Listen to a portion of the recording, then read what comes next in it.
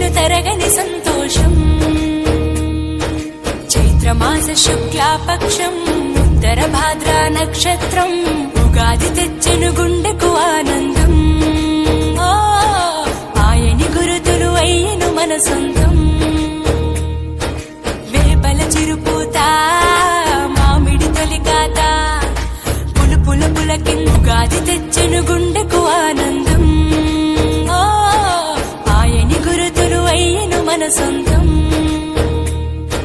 వేపల చిరుపూత మామిడి తొలికాత పులుపుల పులకింత పచ్చడిలో మమత.